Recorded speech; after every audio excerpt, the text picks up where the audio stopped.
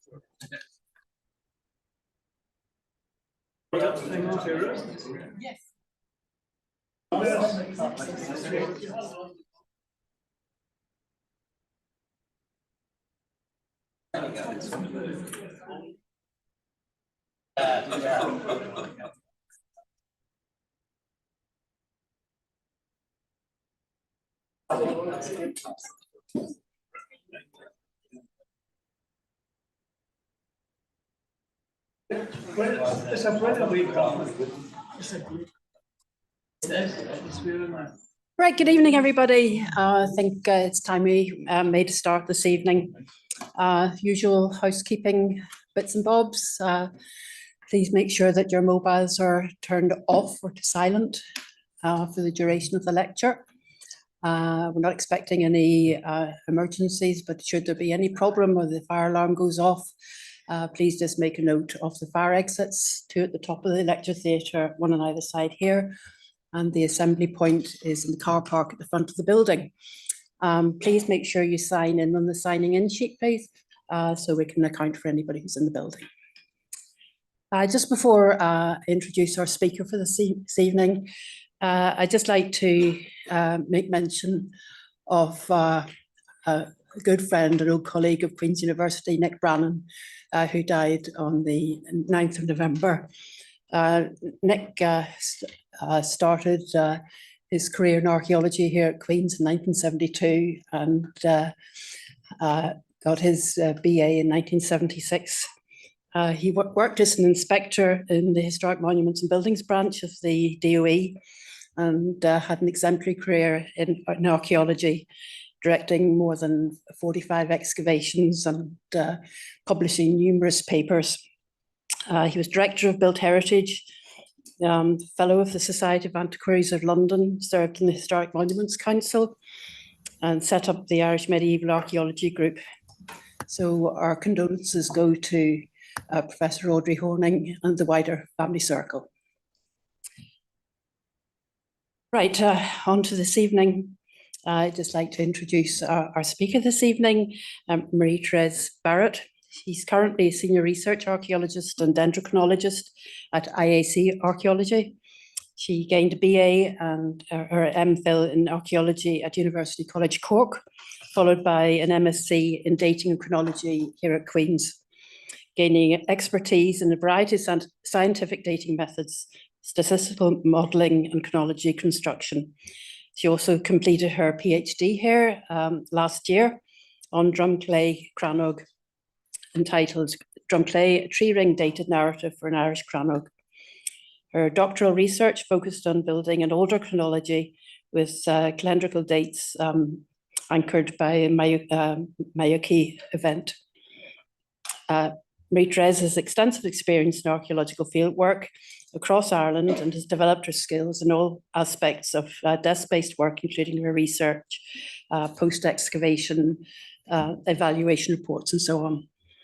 Her research interests include the dendrochronology, wetland archaeology, scientific dating methods, particularly concerned with applying these relative chronologies to tell the stories of various individual sites. So just without further ado, I'd like to welcome Marie-Therese. Thank you.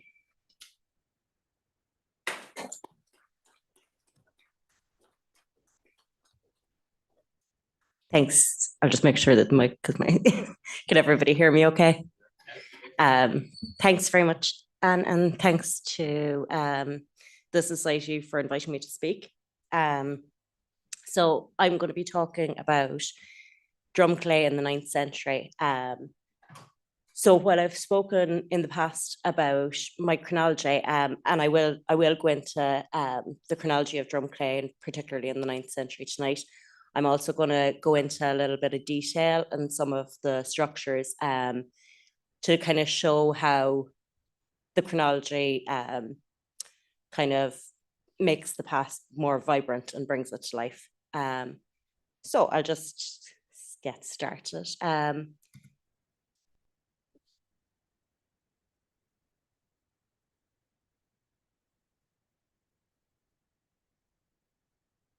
There we go. So for any of you that don't know, Drumclay was excavated 2011, 2012, or 2012. And it's located in Fermanagh, just outside Enniskillen. And it was in the middle of what was initially a lake. You can see here the red circle marks where the site was. And this is also in the centre of the junction of 3 townlands, which could be significant. I personally do think it's significant.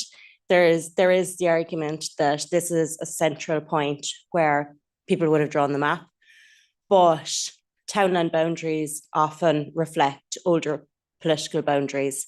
And I think that a crannog being located in this central location has significance.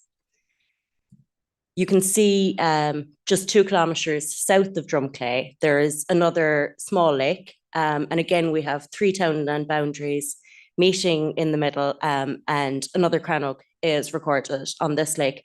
This one isn't exactly in the as pinpoint on the territorial boundaries as Drumclay is, but it's pretty much in the centre. So if we look at the 2nd edition OS map, you can see that there's no signifier of the site anymore, but that area, the lake, is now depicted as marshland because the area was drained. So just in a nutshell, what did we find at Drumclay? Over 5 meters of vertical stratigraphy was excavated on the site. I was lucky enough to be one of the archaeologists to excavate this site, and that's kind of where my story with Drumclay started.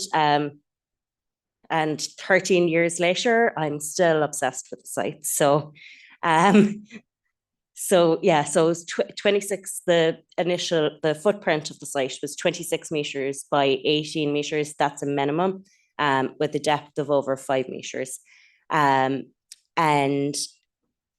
over 3,000 artefacts were recovered from the site. These ranged from glass, amber, metal, a phenomenal amount of wooden artefacts and leather due to the preservation. Basically, anything on an archaeologist's bucket list we found at Drumclay. So the artifactual evidence was amazing, but we also got the structural evidence that you wouldn't get on a dryland site. As well as the structural evidence, because of the preservation of the peat, we also have layers upon layers of soil or peat samples, where we can analyze stuff like charcoal, plant macrofossils, insect remains, and really build up the picture of the past. So the stratigraphy was extremely complex. As you can see on the picture on, I'm going to get confused with the screen, but the picture with all the roundwood, that's just like layer upon layer of roundwood platforms built up sequentially on top of each other. In between these large timbers, you have occupational deposits, you have artifacts, as I said, you've features like hearths or bedding areas. You can see the picture that's kind of like slanted. That actually signifies how kind of how unstable the site was. So that we'll say that, see where the ranging rod is, and there's like an area of kind of whitey gray. That layer would have originally been horizontal, but it flipped vertically, almost vertically, within antiquity.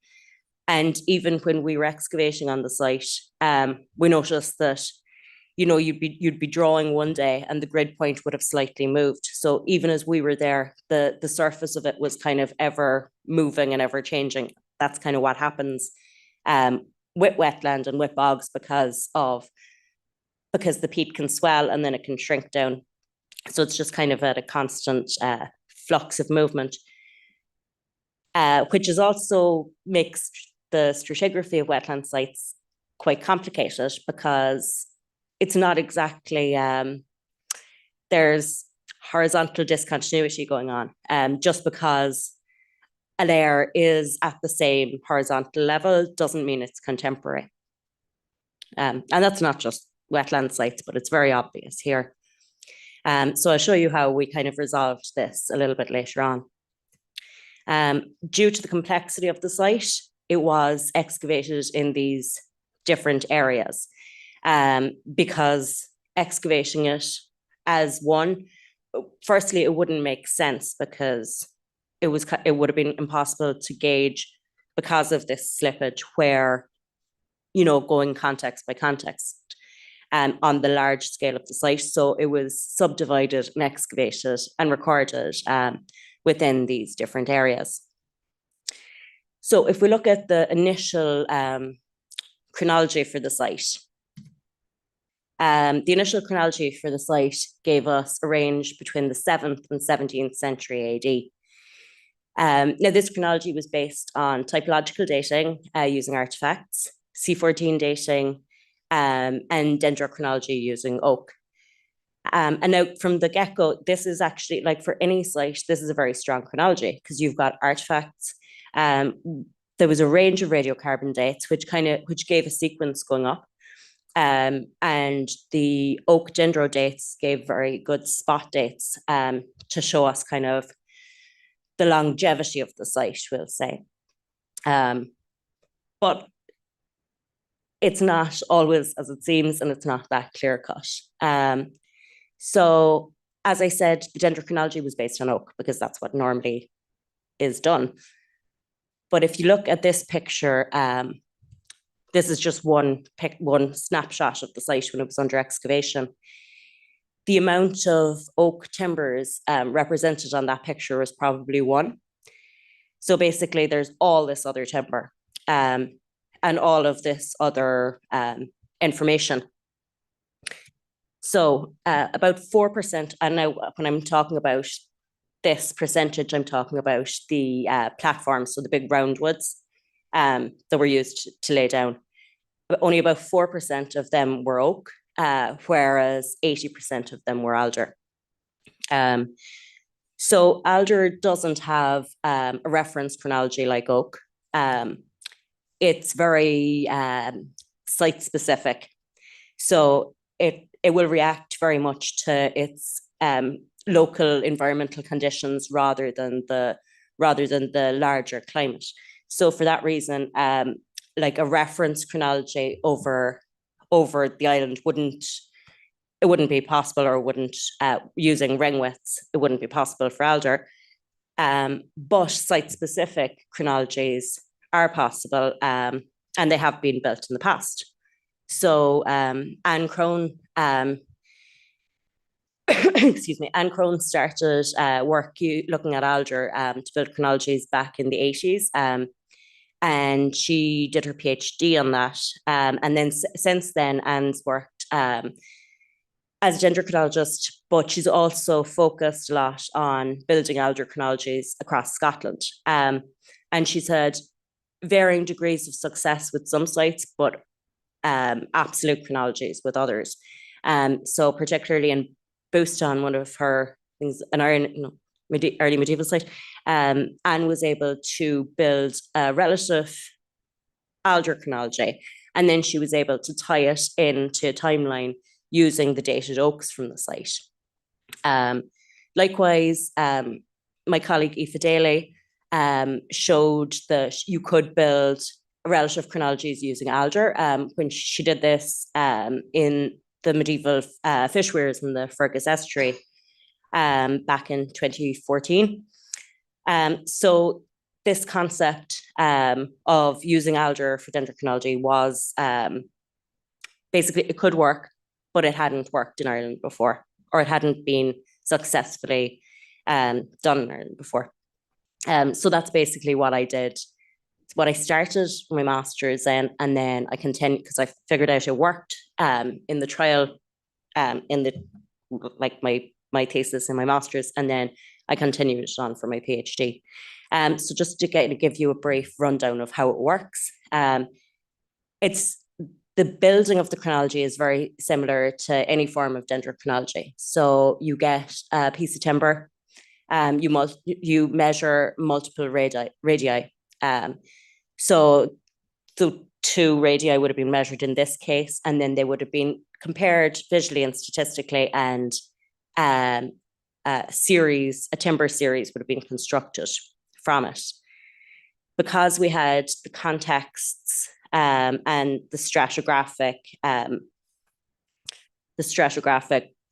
information, I was able to use these timber series and in the same way correlate these against each other to build context chronologies. And then basically the same thing works for the site chronology. So then these context chronologies were compared to each other, and an alder site chronology was constructed. So this is basically the pattern of how it works. So timber, context, and site. This was a massive undertaking. I looked at over 800 samples, but it was very successful. So what it meant was I created a chronology for 69 archaeological features. And this spanned 37 years of felling. So the end dates of each context. So these numbers on the screen are all just relative years. So they don't really mean anything. They're just relative to each other. So you can see for platform 484 was constructed in the relative year 86. But you can see it's very, very close. So there's only a year or two between every context.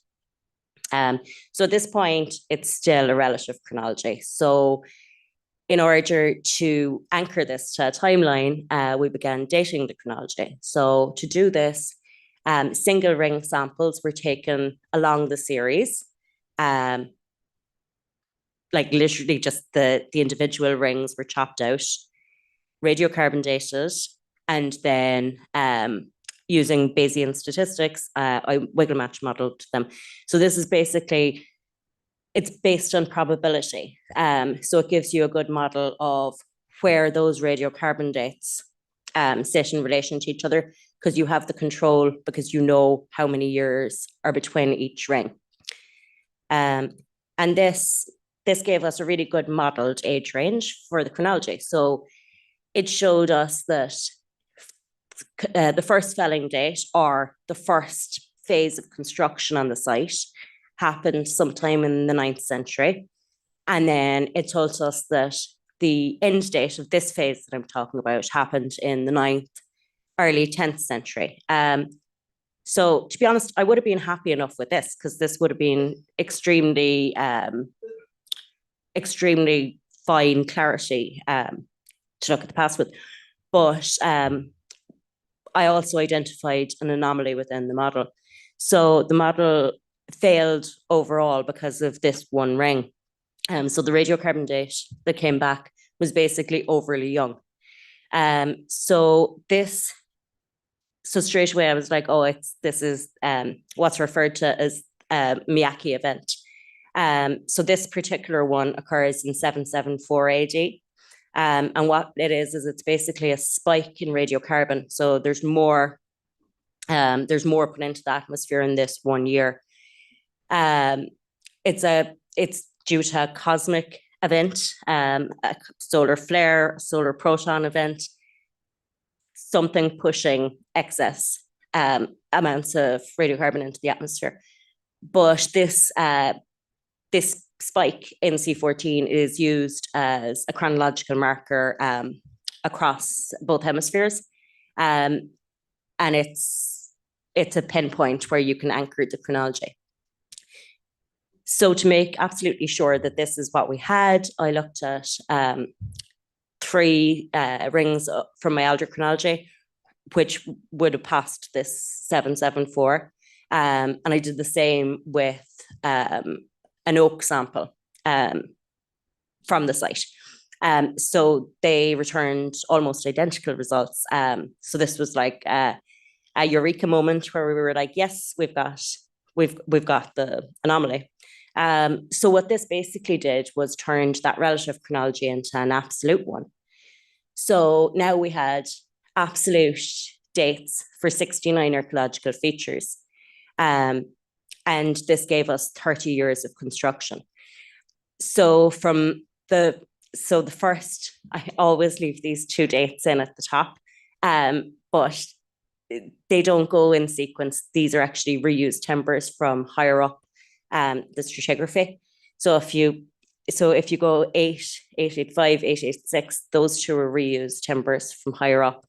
But the chronology starts in 811 AD. So now we can say for definite the construction on Drumclay started in 811. As you can see, it moved very, very rapidly. There was construction going on every year to every 3 years. There was a lot going on. But while this dated 69 archaeological features, it also dates or gives a depositional date for all of the artefacts that are between these layers, all of the soil samples. So it's 69 features that it directly dates, but it indirectly dates the rest of the stratigraphy. So what does this mean? So it meant that I was able to weave the site back together. So as I said, it was excavated in separate blocks or separate areas, but using, so like correlating the contexts against each other, these areas were now able to be brought back together. It also meant that we could date the artefacts. So this gave, and as I mentioned, there's a wide range of artefacts discovered on site, and a large quantity of them. But these depositional dates help to refine artifact typologies. And it's been brilliant because I am working in IAC on the post-excavation project with for Drumclay with my colleague Rebecca Boyd, and a number of other specialists, and getting to kind of do this multidisciplinary approach where we're looking at the site as a whole and not just individual specialties or specialities is really, really exciting. So kind of, I did this kind of, I don't know what you call it, a sketch. So this, if you imagine these layers of roundwoods as 3 separate areas that I was talking about. So what the chronology means is, so if you were just to look at these from a horizontal point of view, you might say, okay, these red areas that I've marked are all contemporary. But as I said, the site was shifting and moving constantly. And what the chronology actually told us was that this was more likely what was going on. So you have these yellow horizons or layers were actually what was contemporary and not the red ones. So why does that matter? It matters because if we're looking at the site as a whole and we're looking at structures and artifacts and environmental evidence together, if you didn't have this, you would say that these areas were all, or these points here were all separate, but the chronology just like shows you that they were all actually contemporary. So this also allowed us to look back at the rate of construction and the replacement rate of how quick buildings were being constructed and how quick they were being replaced. The houses, now when I'm talking about the houses, I'm talking about the 9th century houses. The houses on Drumclay were all these upside down basket shaped houses, similar to what was found on Deer Park Farms. And this house here is a reconstructed basket-shaped house. It's based on one of the examples from Deer Park Farms, and this was done in UCD. But as you can see, the walls of these types of houses are extremely, you don't have these big posts, they're little stakes.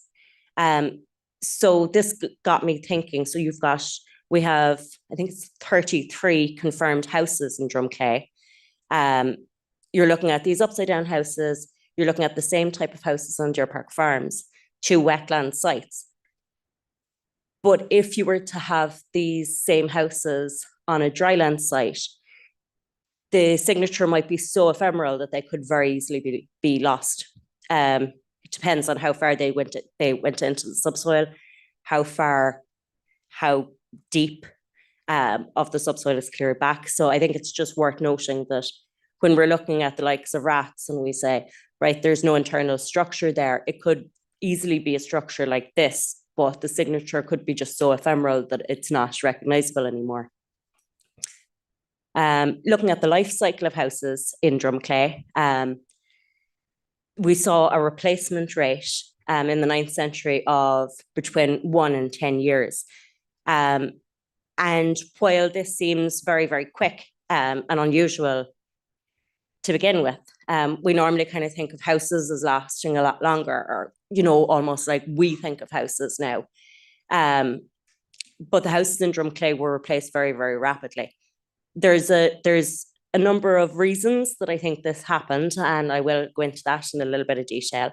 But also this type of house wouldn't have been constructed with the idea of it being there for a long time.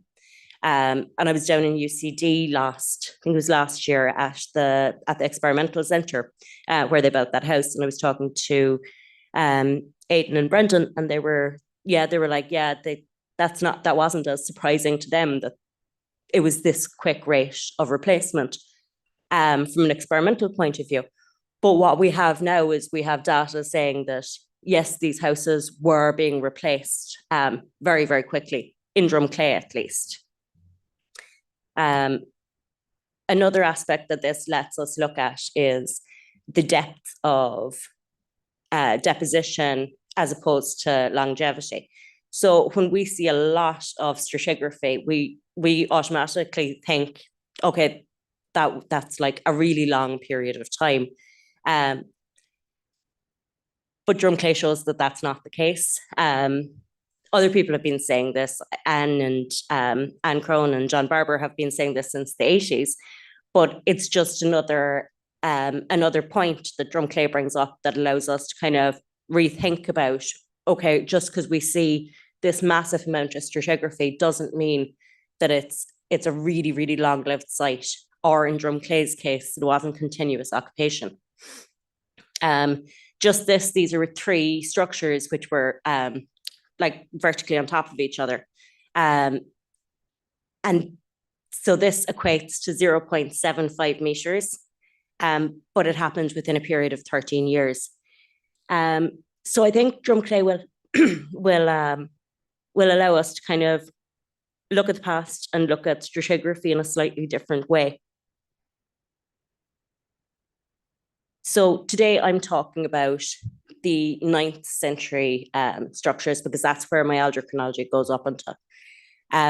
We have been able to phase the rest of the site with radiocarbon dates and some dendro dates, some oak dendro dates. And what's very apparent is that there is intensive but punctuated settlement on the site. So you can almost see these 4 separate periods as 4 separate sites. So you have the 9th century period, which I'm talking about. And this accounts for the majority of the artefacts and the majority of the stratigraphy. The second, then in the 10th century, there appears to be a bit of a gap. In the 11th century, we have occupation, but it's not as intense, but there is still a lot going on in the 11th century. And then there is another gap in the 12th century. And then the 13th to the 15th century sees it slowing down even more. There's a gap in the 16th century. And then the 17th century, you can see from these pictures that they almost look like completely different sites. And I'd argue that they're just vertically on top of each other. So looking at the 9th century houses or structures. So myself, like, I think you can see from these pictures, it's really complex what's going on here. So myself and Rebecca and John decided to look at these and give criteria to different types of structures. So we have houses that are definitely houses. Now these have hearts, walls, thresholds. They're very, very definitely houses. On the other end of the scale, you have platforms. So you have these roundwood kind of stabilizing layers. So just roundwoods. You have deposits on these, you have artifacts on these, but you don't have anything that suggests it was a structure. And then right in the middle, we have what we're classifying as complexes. Now, these have occupational material on them, but the evidence isn't strong enough to confirm that it's definitely a house. So there's these 3 different forms of kind of structure, we'll say. But then all around these, you also have those outdoor spaces, and you've got a number of pots. So I'm going to look at 3 of these today in a little bit of detail. So the first one I'll look at is a platform. So this is platform 488. So this was a subcircular platform, and it was constructed in 811 AD. This platform was replaced in 815 AD. But even though there wasn't occupational deposits on it, there were artifacts and there were environmental signals. So there was a number of leather offcuts, possibly indicating leather working. There was 4 wooden artifacts, including this lovely turned vessel. The environmental evidence showed us that from the beetles and the flies showed us that there was decaying settlement waste and material. But there was also this beetle that I'm not even going to attempt to pronounce that name, that indicates drier stabilizing material was being put down, maybe in the form of hay or straw. So we're looking at this. If we look at this, okay, what do we have? We have a platform, an area where people are working, perhaps. It's opened for, or it's in use for a period of 4 years. People are working leather there. like these 4 wooden artifacts on another site, you'd be like, amazing. But this is just like the smaller levels that came from Drumclay. And you can also see that there was a certain amount of decaying going on, possibly due to extreme waterlogging. And then you can almost see from this dry indicating beetle, that they were putting down hay and straw on the surface to try to dry it up. So that's one of the platforms. So if we look at this pathway, this was a linear pathway, and it ran from the southeast of the Crown Oak into the centre. This was a stony, clay, wood chippy surface. So obviously there was no alder from it that I could date. But as I said earlier, this was one of those scenarios where it was indirectly dated. So we know that this dates to 811 AD as well, because of the overlying and underlying chronology. There was a lot of hazelnut shells found there, flax, but there was a substantial amount of artifacts, which is kind of understandable when you think about the outside area of a space. You might have more stuff lost there than within a structure. So what exactly was there? We have one spindle whorl. There was a copper ringed pen, 4 pieces of flint, 2 glass beads, 62 leather artifacts, and 42 wooden artifacts.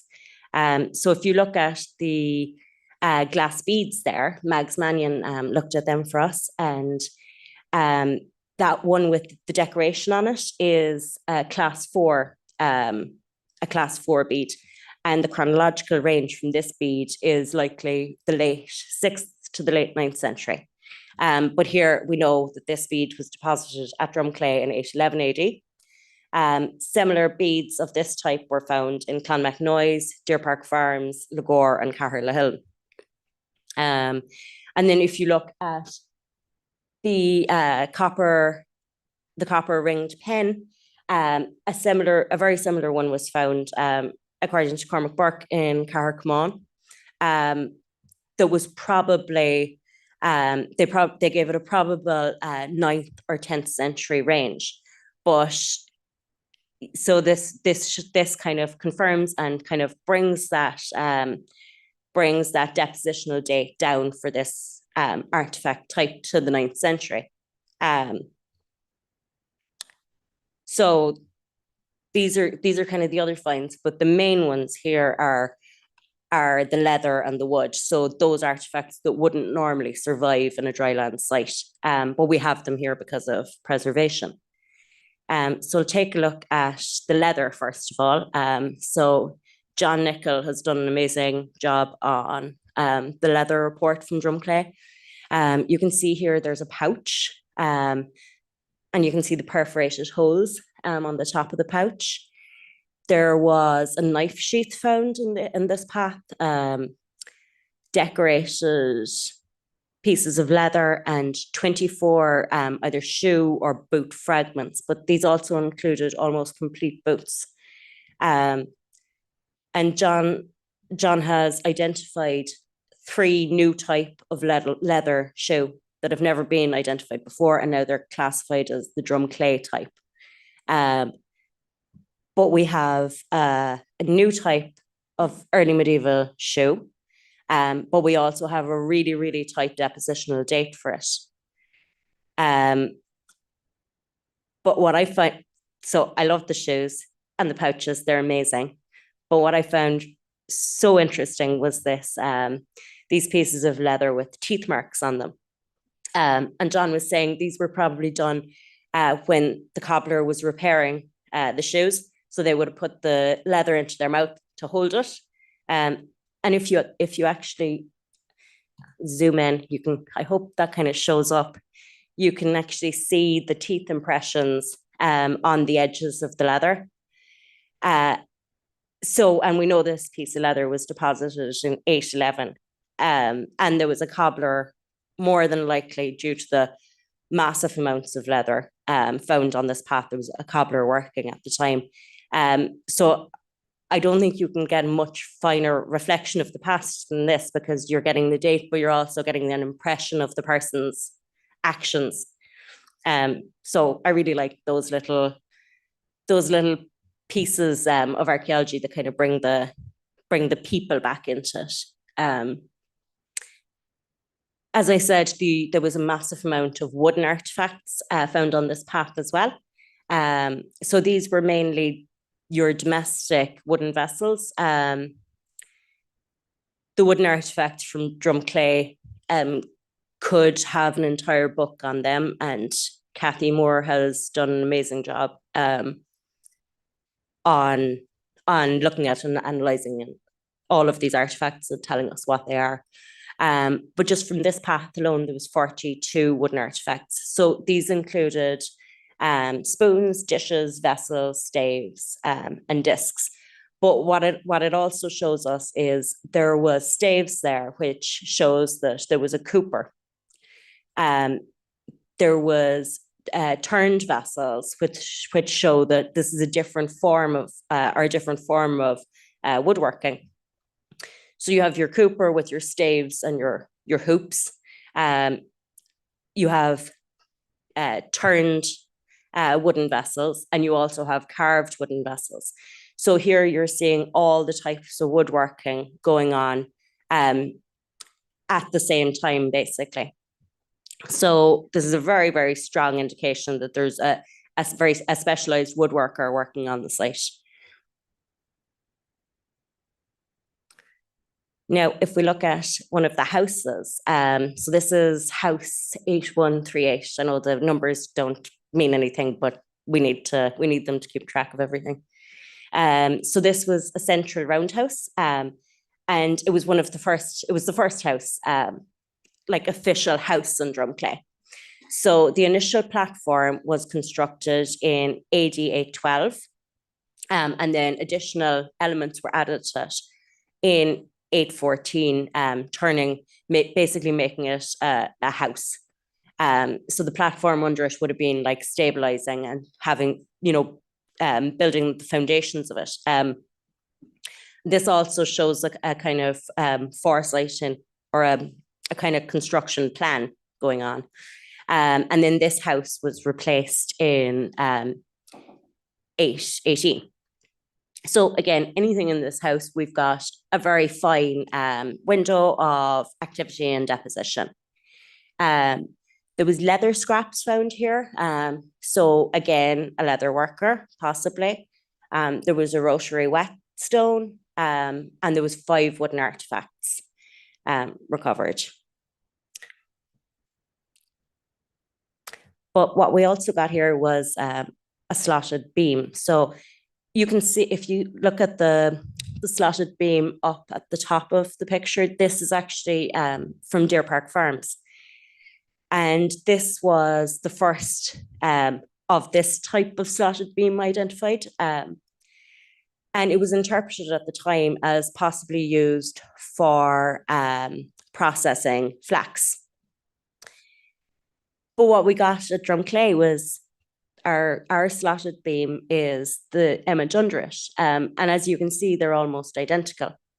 But we also have other evidence for flax processing within this area. So you have the slotted beam, and then in the wooden artifacts, that is a flax weaving comb that was found in that structure. And then our archaeobotanists identified flax remains within the ground, within the floor deposits.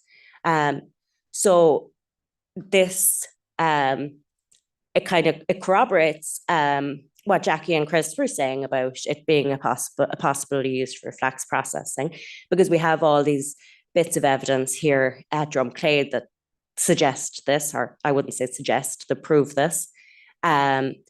But we can also put a date to that activity. So we have this flax processing going on between 814 and 818 AD in this structure. And there's no I think what's interesting as well is there's no animal bones at all found from this structure. There's a few bits of leather, but not much. So it seems like there was almost a demarcated space for activity.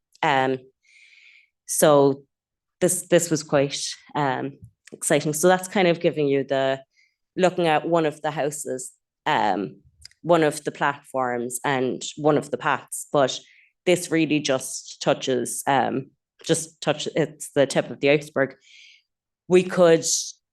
I could talk for, well, I couldn't because I'd lose my voice, but I could talk for hours and go into this amount of detail with every single structure. But I think it just shows you the vast amount of information that's there from this excavation. I'm just going to look at this, look at how what we can find out about the climate and how the chronology can be used with other proxies. So this is called the Old World Drought Atlas. So it's basically a reconstructed model looking at ground surface wetness levels.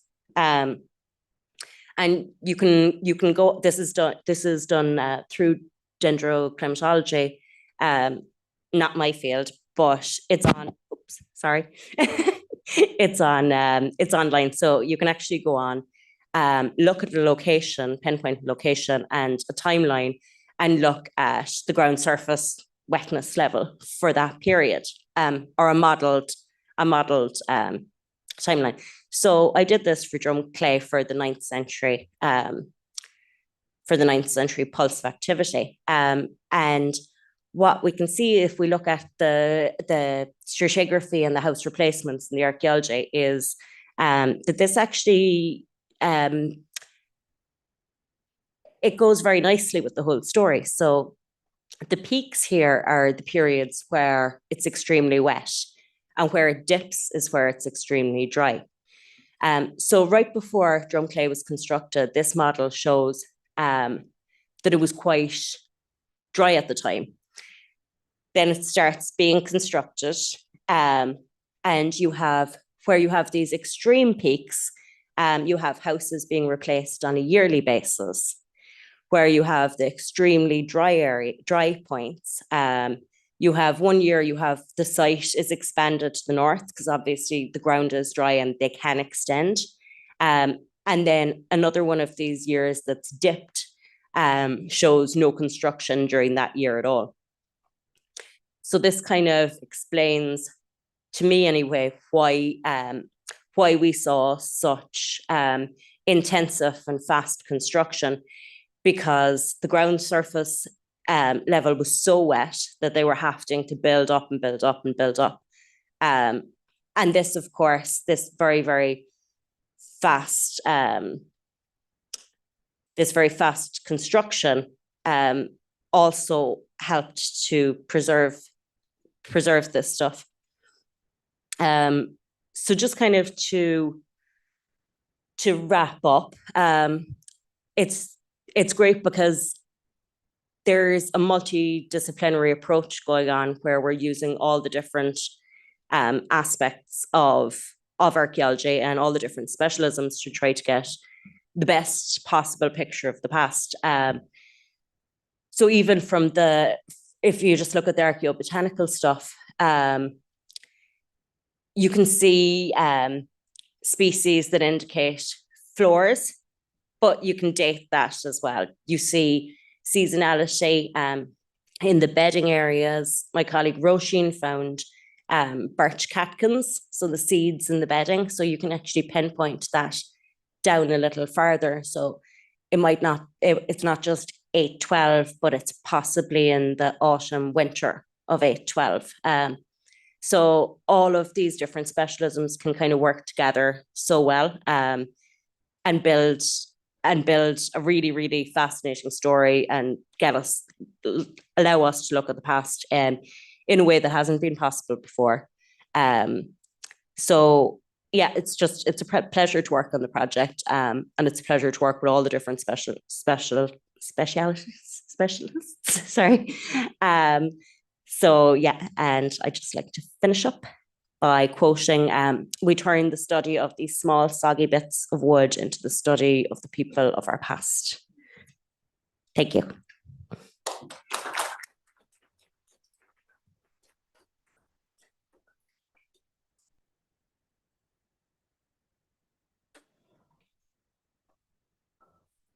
Thank you very much indeed, Marie-Therese. I think it's absolutely extraordinary how anybody could even begin to unpick such a site. It cannot have been easy, but to be able to identify all the different layers and that just complete jumble to an untrained eye is absolutely amazing. But you really have done a wonderful job in picking through it, and the precision of the dating is absolutely amazing. Yeah. And well done to you and to your colleagues for that. Will you be happy to take a few questions? Yeah, absolutely. Right. Is anybody any questions? Yes, Thomas. Okay, thanks for the lecture. My question is, how do you view the site sociologically? Would you call it an aristocratic centre, craft centre, or combining both, or whatever? Yeah, there is that question, is it surplus or is it subsistence? So it's hard to say, because like with the leather working and the woodworking, we're not going to get that level of preservation on most other sites, so it's hard to say. But I would say for the leather and the wood, at least, just based on the size of it and the rate at which it was being deposited, I'd be thinking it's more for surplus.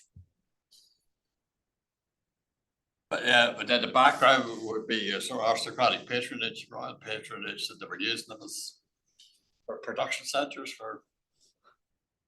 Yeah, it could be a production centre, or it could be your more kind of not regular site, but like I think the real value of Drumclay is, I don't think it's a high status site in any way. But I think that's what makes it really important, because we get so much information, and there's such a kind of almost an over interest of high status sites. Yes. Do you know what I mean, in comparison to the more everyday site? So much effort. Yeah. Yeah. I'm not like, it wouldn't have been like I'm not saying it would have been like a poor site by any means, but but do you know what I mean? Just a kind of maybe a middle of the road. Yeah. Fascinating. Yes. Congratulations on your research. Any one of those 800 samples alone of altars, I think, is fascinating, but it showed great patience. So thank you. Have we any idea what size of community would have existed in this? I know that you said on a fun question of the leather, because of this is contemporaneous with the Vikings, with Dublin, and they exported leather works. Yeah. Certainly the evidence of that book shows a certain complexity of the cobbler. But have we any idea how many would have lived in this community over those 2-3 centuries? So that's kind of hard to say, because it would just be an estimate. But having said that, there's roundhouses on the site, so there's no more than 4 or 5 at any one time. And those houses were generally about 5-6 meters in diameter. So I'm not going to do it, but by looking at that and kind of seeing how many people could have comfortably been within one house, you could potentially get an estimate. Is there any evidence of a connection, say, with the monastic site at all Not, in that vicinity? not really. There's no strong physical evidence. But Devonish Island is very, very close. Which would confirm more Etchingham and W. Cronin that in fact, pastorally for communities like that, there would have, if anything, been an outreach then from a monastic rather than a community with a church in it. That would what the evidence would seem to, or the lack of evidence of any kind of direct link with a monastic. Yeah, that there's no. But I mean, I'm thinking of something like the Stowe Missile, for example, which the very fact that it's a traveling missile, which meant that because obviously I think there's evidence, isn't there, of one of the butter with the cross on it. So there's some Christian. We have. I was about to say that's the only thing that's really obvious. So we have the cheese press that has the cross. Yeah, Christian cross on it. So there obviously was some connection with the Christian faith. But and something like the Stowe Missile with its satchel, or in other words, because presumably there would have been baptisms, there would have been some kind of death ritual or anything like that. So there must have been some. But yeah, like even though there's no definitive links there, there has to be some kind of links just from a landscape point of view, because you've got, the proximity and contemporary activity. So there has to be some links, I would say.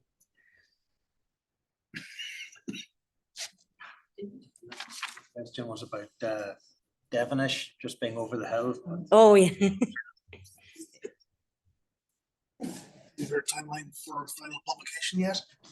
Yeah, so it's going to be out in the very near future. Yeah. It's written back. So yeah. Okay, that's yeah. Maybe not in time for Christmas, no. Hi, let me start by congratulating you on a fantastic analysis. Would you advocate the sort of approach that's been adopted here in future if a comparable site had to be excavated, sort of not obsessing about the stratigraphy whilst you're excavating it, but relying on the dendro to help you sort everything out afterwards and get the excavation completed in a timely fashion?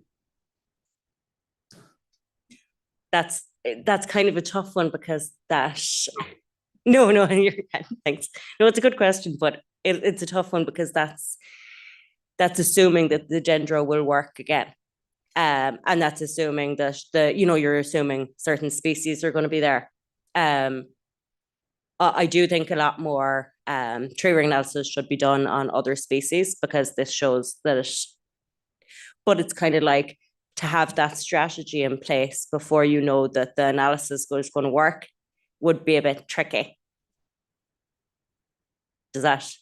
So you're saying that we've all got very lucky this time with Drumclay having such a good chronology. It may not have worked.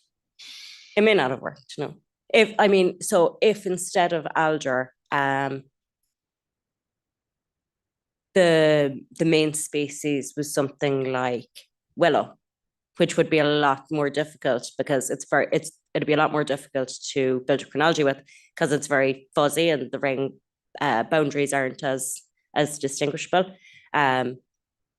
So yeah, if it was a different species, no, it wouldn't have worked out that well.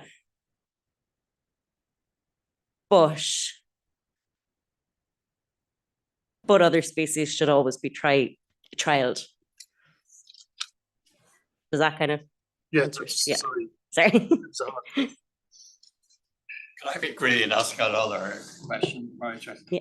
Hydrology of the surrounding lake, have you got much read on that, fluctuation, lake levels? Yeah, so there was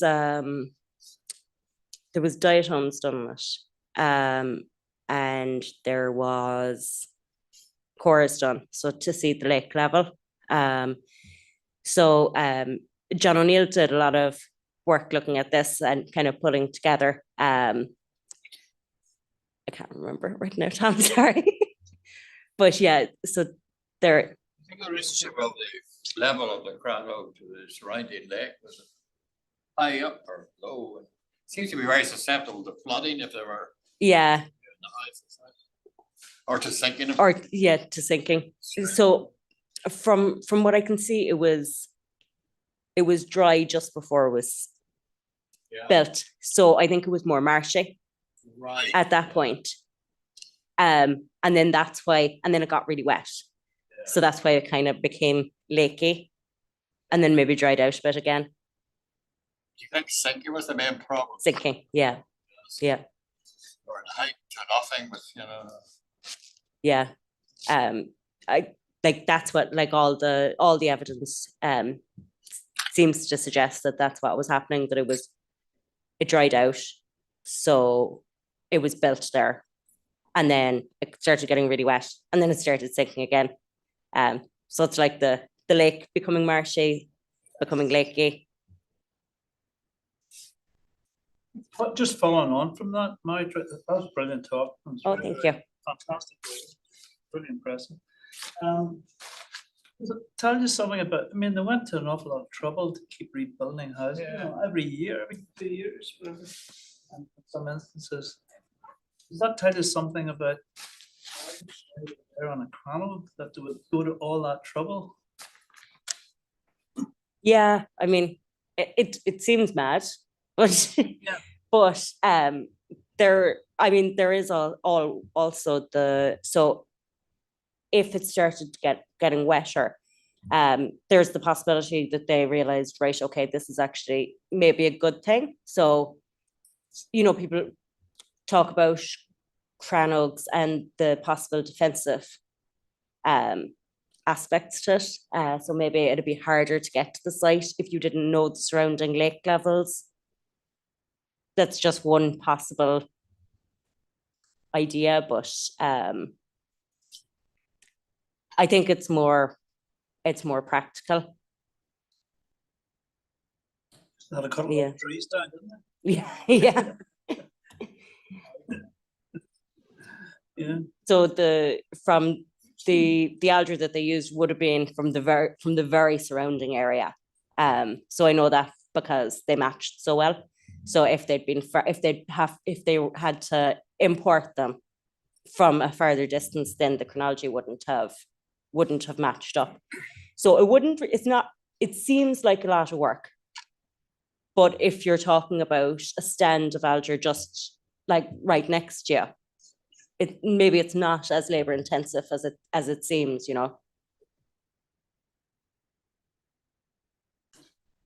Yeah, I mean, it's remarkable the amount of information that you've gleaned. I really say impressed by that. But you said the houses were those beehive-like houses. Yeah. Were reconstructed. Were you able to determine in any shape or form how they were demolished and rebuilt? Did they take them down to the original platform, then build a new platform, and you were able to see that as the evidence of rebuilding, or was there something else you were looking for to see what the evidence for rebuilding was? Yeah, so unfortunately we don't have that. We don't have, we have one wall that's collapsed, like really obviously collapsed down and it was demolished. But the majority of them, and there's no obvious signs that it was cut or anything. But what we have is what's left of the structure and then another layer of roundwoods on top of it. So it's almost that the new platform is crushing it and then a new house is built on top. Any further questions? Any online? Right, Max, I just like you put your hands together for a really terrific lecture and to give you a quick presentation. Oh, thanks so much. Thank you. Thanks, Million. Right, just before you go, one or two things to say. Our next lecture on the 15th of December, Anthony Murphy, who was the He's an independent researcher and amongst other things, drone pilot who discovered some of the very interesting previously unknown features around the Newgrange area in, I think was it 2000, I think after that very warm summer, which we had. So he's going to be talking to us about that, but it will not be in this lecture theatre. I think it's some maintenance going on here, so we'll be across in the main Queen's building. The actual lecture theatre is yet to be confirmed, so look out for your emails and we'll let you know exactly where it is, but it will not be here. And also, unfortunately, we won't have the opportunity for refreshments beforehand, so it'll be 7:30 across in the main. Keep an eye out in your emails and on Facebook.